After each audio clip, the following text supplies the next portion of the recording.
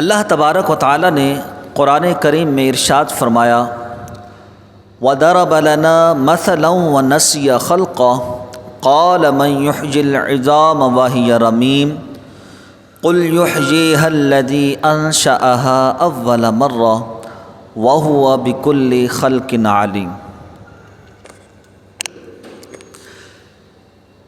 ہمارے لیے مثال بیان کرتا ہے اور اپنی پیدائش کو بھول گیا ہے۔ کہتا ہے کون ہے جو ہڈیوں کو زندہ کرے گا حالانکہ وہ بالکل ریزہ ریزہ ہو چکی ہیں، چورا چورا ہو چکی ہیں۔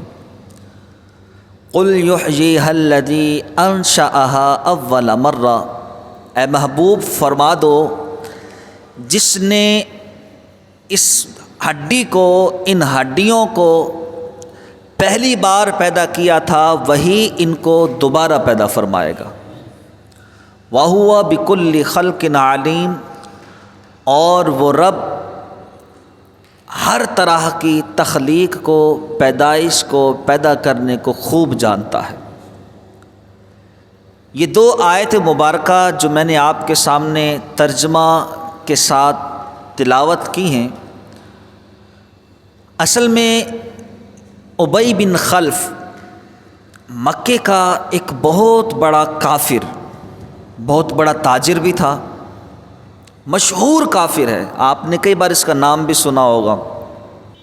بہت ہی پرانی کسی انسان کی میت کی ہڈی اپنے ہاتھ میں لیے حضور کی خدمت میں آیا اور نبی کریم صلی اللہ تعالیٰ علیہ وآلہ وسلم کے سامنے معاذ اللہ قیامت کا انکار کرتے ہوئے، مرنے کے بعد اٹھائے جانے کا انکار کرتے ہوئے کہنے لگا کہ اے محمد یہ دیکھیں، یہ ہڈی بالکل گل سڑ چکی ہے، بوسیدہ ہو چکی ہے۔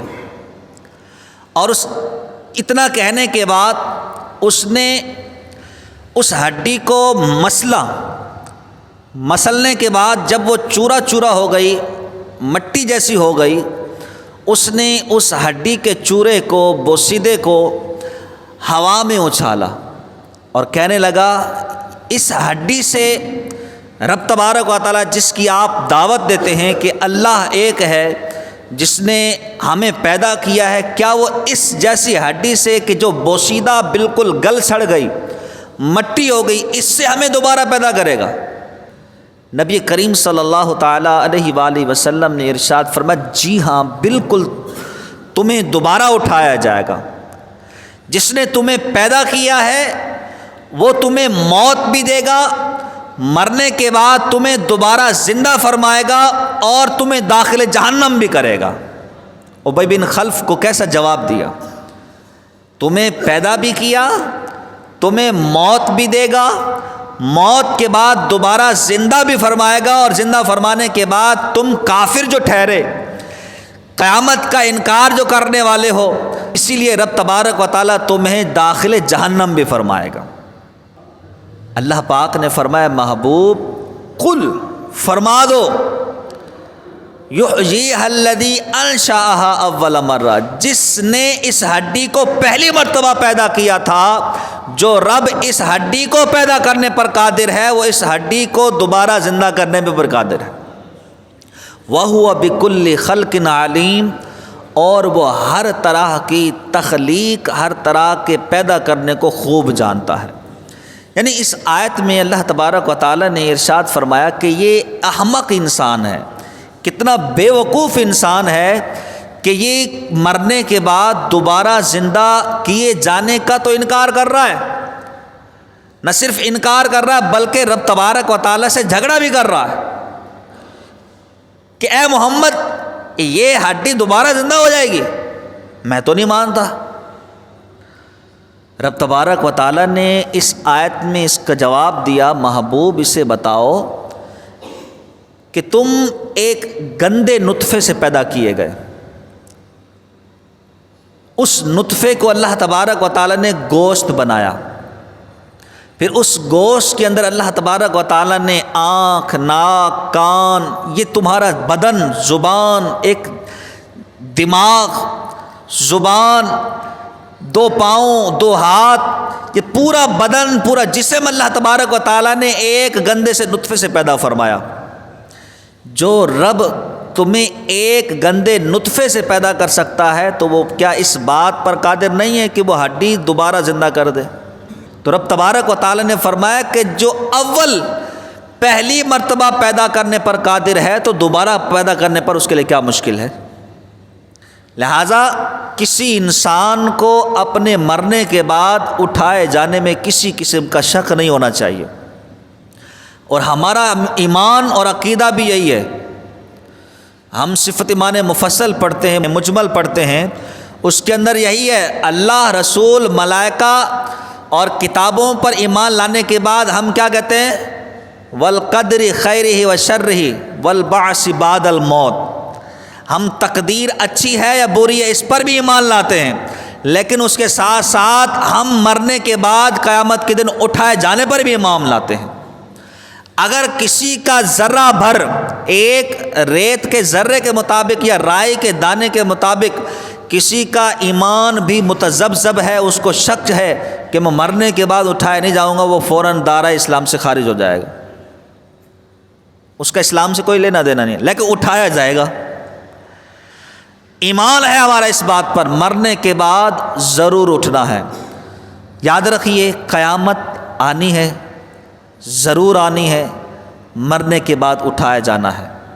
دیکھیں، انسان پیدا ہوا نا، سب کی حالت ایک تھی، امیر ہے، غریب ہے، بادشاہ ہے، غلام ہے، کوئی بھی ہے، انجینئر ہے، ڈاکٹر ہے، وہ کیسے پیدا ہوا؟ ننگا پیدا ہوا، کسی کو کوئی سرخاب کے پر نہیں لگے ہوئے تھے، ایک ہی حالت میں پیدا ہوا۔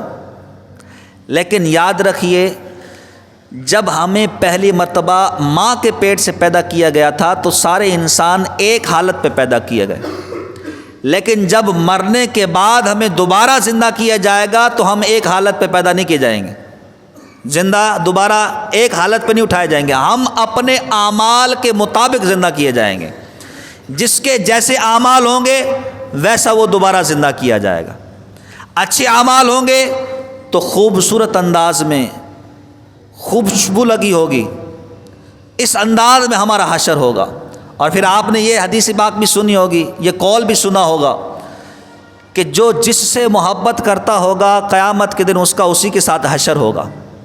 آج میں جس سے محبت کرتا ہوں، کسی عالم سے محبت کرتا ہوں، کسی پیر سے محبت کرتا ہوں، کسی ولی سے محبت کرتا ہوں، ایک نیک شخصیت سے محبت کرتا ہوں، میری آئیڈیل جو نا وہ پرسنالٹی جو ہے وہ ایک مذہبی گھرانے سے تعلق رکھتی ہے، تو میں کل قیامت کے دن بھی اس کے ساتھ اٹھایا جاؤں گا۔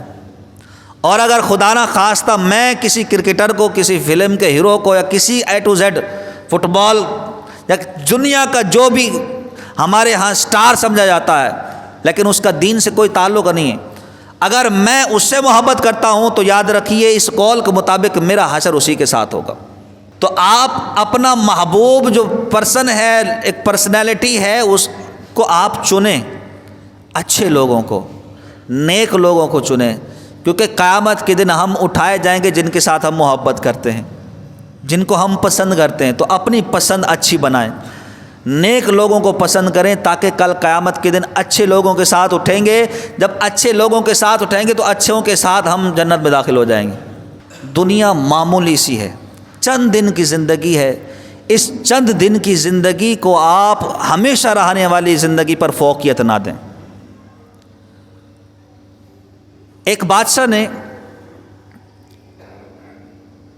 3 لوگوں کو بلایا، 3 وزیروں کو، 3 لوگوں کو بلایا اور کہا کہ یہ ایک ایک بورا ہے، باغ میں جاؤ، میرے لیے پھل توڑ کے لاؤ۔ وہ تینوں گئے۔ ایک تھا اچھا وزیر، اس نے بادشاہ کی خدمت کے لیے اچھے اچھے پھل توڑے اور بورے میں بھر کے لے کے آ گیا۔ دوسرا نکما تھا تھوڑا، اس نے اچھے آدھے توڑے اور آدھے خراب توڑے اور بورا بھر کے بادشاہ کی خدمت میں آ گیا۔ اور تیسرے وہ میری طرح بالکل نکما، اس نے صرف بیکار، خراب اس نے کہا بادشاہ کو دینے ہم اور کیا کرنا، پتہ نہیں بادشاہ دیکھے گا بھی نہیں دیکھے گا، یہ تو کسی کام کے لیے کر رہا ہوگا، جانوروں کو ڈالنے یہ بادشاہ تھوڑی کھائے گا، بورے میں تھوڑی منگوائے گا پھر۔ اب اس نے بیکار پھل توڑ کے سارے بورے میں بھر دیے۔ اب تینوں جب بورے بھر کر بادشاہ کی خدمت میں آ گئے تو بادشاہ نے نہ دیکھا نہ پوچھا کہ کون کیا توڑ کے لایا۔ اس کے بعد حکم دیا کہ ان تینوں کو الگ الگ جیل میں بند کر دو، اور جو توڑ کے لائیں ان کو دے دو، خوراک ان کی یہی ہے۔ اب جو اچھے توڑ کے لایا تھا اس نے تو مزے کیے جیل کے اندر، اور جو مکس کر کے لایا تھا اس نے بھی تھوڑا بہت گزارا کر لیا، لیکن جو تیسرا شخص تھا جس نے صرف اور صرف خراب اور بیکار سے پھل توڑے تھے، وہ تو اسی کے اندر مر گیا، کیونکہ کھانے کے لیے لائق کچھ نہیں تھا۔ علماء یہ مثال بیان کرتے فرماتے ہیں ہم بھی بادشاہ حقیقی کی طرف سے بھیجے گئے اس دنیا کے باغ میں وزیر ہیں۔ اللہ نے ہمیں حکم دیا، جیسے بادشاہ نے حکم دیا تھا نا کہ پھل توڑ کے لاؤ، اللہ نے بھی ہمیں حکم دیا ہے کہ تم اس دنیا میں رہ کر نیکی کے اچھے پھل توڑو، کیونکہ یہ جو تم پھل توڑو گے نا قیامت کے دن وہی کام آئیں گے۔ اب میں اور آپ غور کریں کہ کون کیسے پھل توڑ رہا ہے، کیا میں اچھے پھل توڑ رہا ہوں یا اچھے برے دونوں توڑ رہا ہوں یا صرف برے توڑ رہا ہوں؟ نتیجہ آپ کے سامنے ہے کہ پھر کیا بنے گا۔ اللہ تعالی ہمیں عقل سلیم عطا فرمائے۔